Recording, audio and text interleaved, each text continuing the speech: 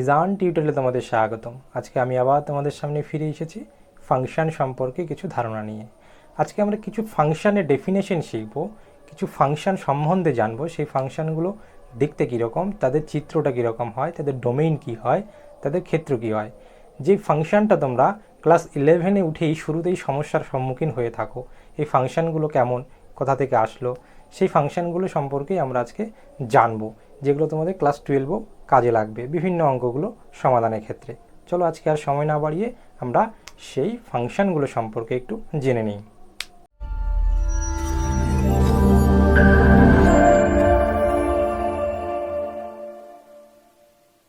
Some kinds of ফাংশনের মধ্যে আমি এখানে কয়েকটি ফাংশন লিখে নিয়েছি, যে ফাংশনগুলো সম্পর্কে আমরা আজকে আলোচনা করব। এক নম্বর বলেছে ইভেন ফাংশন, তারপর বলেছে অড ফাংশন। ইভেন ফাংশন অর্থাৎ যুগ্ম অপেক্ষক, অড ফাংশন মানে অযুগ্ম অপেক্ষক। পিরিয়ডিক ফাংশন অর্থাৎ পর্যাবৃত্ত অপেক্ষক। মডুলাস ফাংশন অর্থাৎ পরম মান অপেক্ষক। হ্যাঁ, আরেকটা বলেছে সিগনাম ফাংশন। সিগনাম ফাংশনটাকে আমরা সিগনাম ফাংশন নামেই চিনি। সেটা কীরকম হয় আমি এরপরেই তোমাদের ডেফিনেশন এবং চিত্রসহ দেখাচ্ছি। এরপর বলছে গ্রেটেস্ট ইন্টিজার ফাংশন অর্থাৎ বৃহত্তম অখণ্ড অপেক্ষক, এবং বলেছে এক্সপোনেনশিয়াল ফাংশন এবং লগারিদমিক ফাংশন। ওকে, এই ফাংশনগুলোর ফাংশন কেমন হয়, চিত্রটা কেমন, তাদের ডোমেইন কী, তাদের কোডোমেইন কী, সেই পুরো ব্যাপারটা নিয়ে আমরা আজকে এই পার্টে আলোচনা করব। তাই ভিডিওটি না কেটে প্রথম থেকে শেষ পর্যন্ত তোমরা দেখে যাও, খুব সুন্দর করে বুঝে উঠতে পারবে। ইভেন ফাংশন বা যুগ্ম অপেক্ষক কাকে বলছে, আমরা ইভেন ফাংশনকে কিভাবে চিনব না, F of X equal to F of minus x যদি হয়ে থাকে তবে সেই ফাংশনটাকে আমরা বলবো কি না যুগ্ম অপেক্ষক। তাহলে কেমন এক্সাম্পল হতে পারে, আমরা এক্সাম্পল নিতে পারি এরকম। দেখো, যদি এফ অফ এক্স ফাংশনটাকে আমরা যদি লিখি কস এক্স, তাহলে দেখো এফ অফ মাইনাস এক্সটা কী হবে, এফ অফ মাইনাস এক্স হবে কি কস অফ মাইনাস এক্স। কস আমরা জানি মাইনাসকে অ্যাবজর্ব করে নেয়, তাহলে সেটা কস এক্সই দাঁড়ায়। আলটিমেটলি এফ অফ এক্স এসে দাঁড়ালো, তাহলে F of minus X equal to F of x হলো। তাহলে আমরা বলবো এই কস এক্স একটি যুগ্ম ফাংশন। এছাড়া আরও কি উদাহরণ হতে পারে, আরও আমরা উদাহরণ নিতে পারি কি এফ অফ এক্স, এই ফাংশনটাকে যদি আমি এক্স স্কোয়ার নিতে পারি বা এক্স টু দি পাওয়ার 4 নিতে পারি, এক্স টু দি পাওয়ার 8 নিতে পারি, এরকম কিছু অপেক্ষক নিতে পারি। যে অপেক্ষকগুলির জন্য আমি যদি এক্সের জায়গায় মাইনাস এক্স বসাই তবুও সেই ভ্যালুটা এফ অফ এক্সই পাবো, তখন আমরা সেই ফাংশনটাকে কি বলবো না যুগ্ম অপেক্ষক। তাহলে এই যুগ্ম অপেক্ষকের যদি আমি x square F of X equal to X square এই অপেক্ষকটা নেই, তার মানে আমরা লিখতে পারি এটা ওয়াই ইকুয়াল টু কি এক্স স্কোয়ার, তাই না? তাহলে এটার চিত্রটা কেমন হবে, এটা চিত্রটা হবে এইরকম। দেখো, এইটা যদি ওয়াই অক্ষ বরাবর হয়, এটা যদি এক্স অক্ষ বরাবর হয়, তাহলে এর চিত্রটা কেমন আসছে এইরকম। এটাকে আমরা বলি Y equal to X square, এই চিত্রটা আসবে আমাদের এইরকম। হ্যাঁ, ইভেন ফাংশনের ডোমেইন কি হবে, দেখো আমরা ডোমেইন লিখছি রিয়াল নাম্বার। কেন রিয়াল নাম্বার নিচ্ছি, দেখো এক্সের মান যদি আমি এখানে বসাই তাহলে উপরে একটা ভ্যালু পাবো, এখানে বসালে একটা ভ্যালু পাবো, এখানে বসালে একটা ভ্যালু পাবো, এদিকে বসালে একটা ভ্যালু পাবো, এদিকের জন্য একটা ভ্যালু পাবো। তার মানে আমি দেখছি এক্সের ভ্যালুটা প্লাস ইনফিনিটি থেকে মাইনাস ইনফিনিটির দিকে যাচ্ছে, সুতরাং তার ডোমেইনটা কত হবে না রিয়াল নাম্বার। তাহলে রেঞ্জ সেটটা কী হবে, রেঞ্জ সেটটা হবে, দেখো কি পাচ্ছি, রেঞ্জ সেটটা অবশ্যই ধনাত্মক দিকে যাচ্ছে। ওয়াইয়ের মানটা কোন দিক থেকে কোন দিকে, দেখো জিরোতে টাচ করে ধনাত্মক দিকে যাচ্ছে, তাহলে সেটা হবে 0 close two plus infinity open interval পর্যন্ত। কেমন? অড ফাংশন বা অযুগ্ম অপেক্ষক কাকে বলছে, যদি ফাংশনটা হয় F of minus X equal to minus of F of X, তখন আমরা সেই ফাংশনটাকে বলবো অড ফাংশন। কীরকম, অ্যাজ ফর এক্সাম্পল হিসেবে আমরা যদি নেই না F of X equal to sine X, তাহলে দেখো এফ অফ মাইনাস এক্স কী হবে, এফ অফ মাইনাস এক্স হবে sine of minus X. Sine তো আর মাইনাসটাকে অ্যাবজর্ব করে নেয় না, সাইন তখন কী করে দেয়, বের করে দেয়। তাহলে মাইনাস অফ কী হবে সাইন এক্স, তাহলে এই সাইন এক্সের জায়গায় আমি কি লিখতে পারি minus of F of x, তাই না? তবে আমরা এই সাইন এক্সকে বলবো কি না অড ফাংশন। এছাড়াও আরও কি উদাহরণ হতে পারে, আমি যদি নেই F of X equal to x x cube বা এক্স টু দি পাওয়ার 5 এরকম, অর্থাৎ এক্সের অড পাওয়ারগুলো, ইভেন পাওয়ার নয় অড পাওয়ারগুলো নিয়ে যে ফাংশনটা হবে সেই ফাংশনটাকে আমরা বলবো অড ফাংশন। কেননা এই এক্সের জায়গায় যদি মাইনাস এক্স বসাই তাহলে এখান থেকে একটা মাইনাস বেরিয়ে আসতে পারবে, তাহলে আমরা বলবো এই সমস্ত ফাংশনগুলিকে অড ফাংশন বা অযুগ্ম অপেক্ষক হিসাবে চিনে নেব। পিরিয়ডিক ফাংশন বা পর্যাবৃত্ত অপেক্ষকটা কিভাবে চিনব? যদি F of X plus M is equal to F of X হয়ে যায়, তবে আমরা এফ ফাংশনটাকে কি বলবো? Periodic function. এখানে এম হচ্ছে একটা পিরিয়ড। হ্যাঁ, এর এক্সাম্পলটা আমরা কিভাবে নিতে পারি? এর এক্সাম্পলটা আমরা নিতে পারি F of X is equal to sine X. এই সাইন এক্সকে আমরা পিরিয়ডিক ফাংশন বলতে পারি, অথবা কস এক্সকে আমরা পিরিয়ডিক ফাংশন বলতে পারি। কিভাবে বলতে পারি? দেখো, আমি যদি এখানে এফ অফ 2π প্লাস এক্স লিখি, তাহলে কি হবে? Sine 2π plus x. Sine 2π plus এক্সের ভ্যালু কত? না সাইন এক্সই হয়। কেন সাইন এক্সই হবে? দেখো, 2π মানে কত? 1π 2π, আবার প্লাস হলো প্রথম পাদে, তার মানে সাইন আবার চলে আসলো। কসের ক্ষেত্রে একই রকম, একই জায়গায় চলে আসবে 2π। তাহলে এখানে পিরিয়ডটা কত? এখানে পিরিয়ডটা হচ্ছে 2π। কেমন? সাইন এক্সের কার্ভটা একটু দেখি কীরকম হয়। সাইন এক্সের কার্ভটা হবে এই রকম। এটা যদি ধনাত্মক অক্ষ এক্স এবং ওয়াই দিয়ে প্রকাশ করা যায়, তাহলে দেখো কীরকম করে করা যাচ্ছে। এখানে সাইনটা শুরু হবে এইভাবে, হ্যাঁ, এই রকম করে উঠবে, আর এই পার্টটা ঠিক একই রকমভাবে নিচে নেমে আসবে। এটা এদিকে যাচ্ছে, এটা এদিকে যাচ্ছে। তাহলে এই পয়েন্টটা হচ্ছে 0 পয়েন্ট, আর এই যে পয়েন্টটা পেলাম, এই পয়েন্টটা হচ্ছে π/2 পয়েন্ট, আর এই পয়েন্টটা হচ্ছে পাই। এই পয়েন্টটা ঠিক একই রকম কত হবে? 3π/2 পয়েন্ট। এই পয়েন্টটা হবে 2π পয়েন্ট, তাই না? একই রকমভাবে এটা -π/2, এটা -π, এটা -3π/2, এটা -2π। এটা হচ্ছে সাইন এক্সের কার্ভ। এখানে পর্যায় কত? পর্যায় হচ্ছে 0 থেকে এই যে দেখো 2π। এইটা হচ্ছে এর একটা পর্যায়, একটা পূর্ণ কম্পন সম্পন্ন করেছে। কস এক্সের ফাংশনটাকে যদি আমি এইখানে প্লট করি এই গ্রাফের মধ্যে, তাহলে কেমন হবে? সাইন এক্সের ক্ষেত্রে কত? সাইন π/2-তে 1 ছিল, তাহলে কস 0-তে 1 হবে। তাহলে 0 থেকে এইভাবে নিচে নামবে, π/2-তে 0, এবং আবার এই দিক থেকে উপরে উঠে যাবে। আর এই দিকটা কি করবে? ঠিক একই রকমভাবে এই দিক দিয়ে নিচে নেমে যাবে, তাই না? তাহলে কসের কার্ভটা কীরকম হচ্ছে? ঠিক এই রকম। এখান থেকে গিয়ে আবার এদিক নামবে, এটা আবার এদিক থেকে উঠে এই দিক দিয়ে বেরিয়ে যাবে, তাই না? আমাদের ডোমেইনটা কি হচ্ছে? আমাদের ডোমেইন হচ্ছে দেখো রিয়াল নাম্বার, অর্থাৎ এই এদিকে ইনফিনিটি পর্যন্ত, এদিকেও ইনফিনিটি পর্যন্ত যে কোনো পয়েন্ট আমরা নিতে পারি। এবং রেঞ্জ সেটটা কি হবে?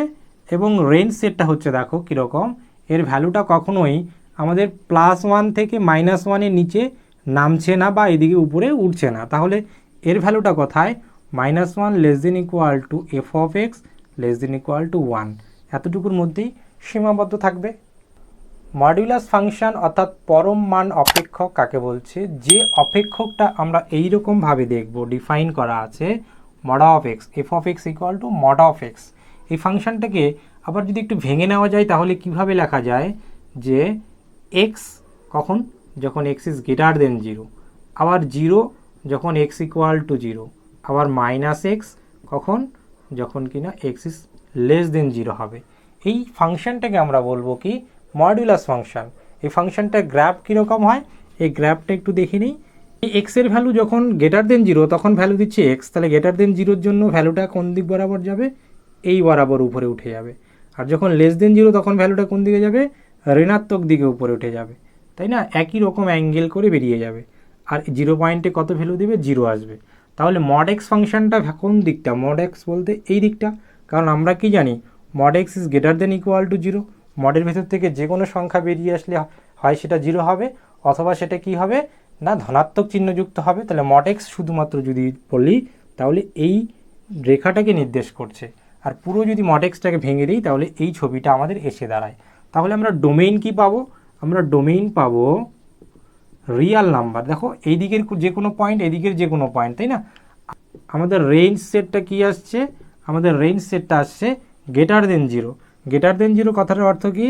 যে 0 ক্লোজ থেকে ইনফিনিটি পর্যন্ত। দেখো এই 0 থেকে পুরো ইনফিনিটি দিক পর্যন্ত চলে যাচ্ছে। তাহলে 0 ক্লোজ থেকে ইনফিনিটি পর্যন্ত হচ্ছে আমার এই মডুলাস ফাংশনের রেঞ্জ। সিগনাম ফাংশনটা কি? সিগনাম ফাংশনটা কিভাবে চিনবো? দেখো সিগনাম ফাংশনটা হয় এরকম, f of x = mod x/x। এই x হচ্ছে যে কোনো রিয়াল নাম্বার। তবে এই ফাংশনটাকে যদি আমরা একটু ভেঙে দেখি, তাহলে কিভাবে দেখতে পাবো? দিস ইজ ইকুয়াল টু কী হবে? না 1 জিরো মাইনাস ওয়ান। ওয়ান কখন হবে? যখন x is greater than zero, কারণ মডের ভ্যালু থেকে কি হবে? ধনাত্মক এক্স বেরিয়ে আসবে, এক্স এক্স কাটা গেলে ওয়ান হবে। আবার এইটা জিরো হবে কখন? যখন এক্স ইকুয়াল টু জিরো। আবার এটা কখন নেগেটিভ হয়ে যাবে? যখন x is less than zero, অর্থাৎ এখান থেকে মাইনাস এক্স বেরোবে, তখন এক্স কাটলে মাইনাস ওয়ান হবে। তবে ওই ফাংশনটাকে আমরা বলবো সিগনাম ফাংশন। এই ফাংশনটার গ্রাফ কীরকম হয় একটু দেখে নিই। এই ফাংশনটির গ্রাফটার দিকে একটু খেয়াল করে দেখি, এক্স যে কোনো রিয়েল নাম্বার গ্রেটার দেন জিরোর জন্য, অর্থাৎ এই দিক বরাবর যদি এটা 0 পয়েন্ট হয়, তবে ভ্যালু কত দেবে? 1। তাহলে এই দিকে যে কোনো পয়েন্টের জন্য ভ্যালু কত পাবো? 1। এটা যদি 1 পয়েন্ট হয়ে থাকে তাহলে এই বরাবর একটা ভ্যালু পেয়ে থাকবো। আর যদি এক্স লেস দেন জিরো অর্থাৎ এই বরাবর হয়, তাহলে ভ্যালু কোথায় পাবো? -1, অর্থাৎ নিচের দিকে এটা -1 পয়েন্ট, তাহলে ভ্যালুটা পাবো এইরকম। আর জিরোতে কোথায় পাবো? না, জিরোই পাবো। তাহলে এর গ্রাফটা হচ্ছে এই -1, অর্থাৎ y ইকুয়াল টু -1 সরলরেখা, আর এইটা y ইকুয়াল টু 1 সরলরেখা যে পাবো, সেটাই হচ্ছে আমাদের সিগনাম ফাংশনের চিত্র। এই চিত্র থেকে আমরা ডোমেইন এবং রেঞ্জটা বের করে নিই।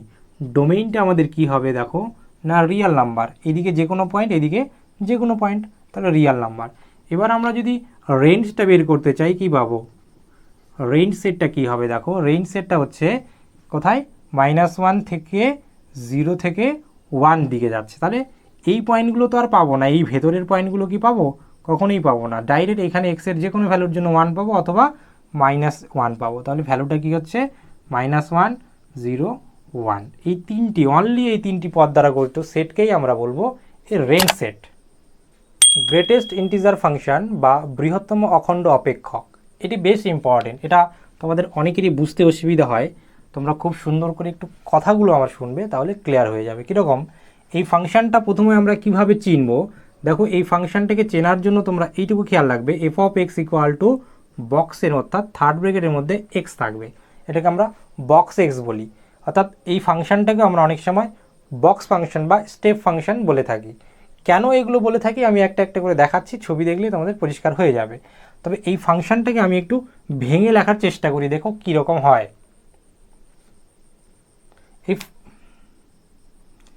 এটা ইমপ্লাইজ কি করবে দেখো, এটা ইমপ্লাইজ করবে -1, বাট